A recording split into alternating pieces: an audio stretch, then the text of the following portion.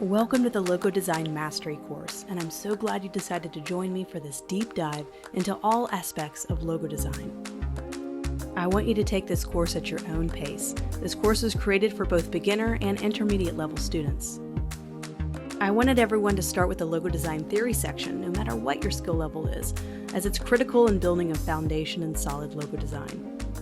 If you've already taken the logo design theory lessons on Skillshare, feel free to skip those lessons. For those students who'd like to review all of the Adobe Illustrator tools we'll be using throughout the class, you can hop right into the first Adobe Illustrator Tools section. If you're already comfortable with the tools, feel free to skip a lesson or two in this section. If you feel that you're already an intermediate level Adobe Illustrator user and already feel comfortable with all the tools in this section, feel free to skip to the next section of the course. We will then walk through two complete logo design processes. The first one will follow through the creation of a coffeehouse logo. Take these lessons at your own pace and the pace that you feel most comfortable with. Once again, I created this section to be a little bit slower in pace so that those in the beginner level can see the entire process, including how I work with the tools in Illustrator.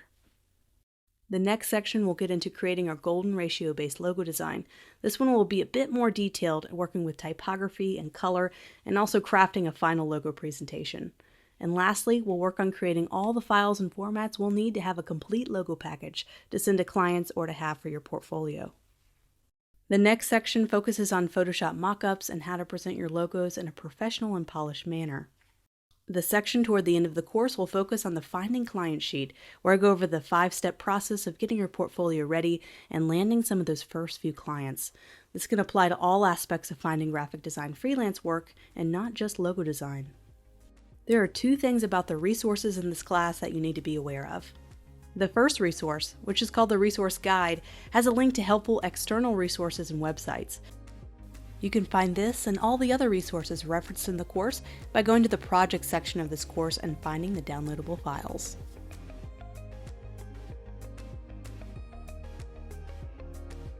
Also, don't forget to join the exclusive student Facebook page. We hold design contests, give feedback to projects you post.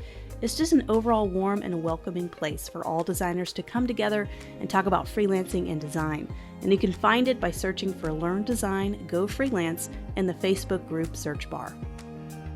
If you choose not to use Facebook, I would still love to see your student projects for the Coffee Guild and the Pacific Calm logos in the course. You could post those in the Q&A section of this class. I want to make this a 5-star class for you, so please let me know if there's anything you would like to see added to the course. I want to keep this course dynamic with new content added frequently.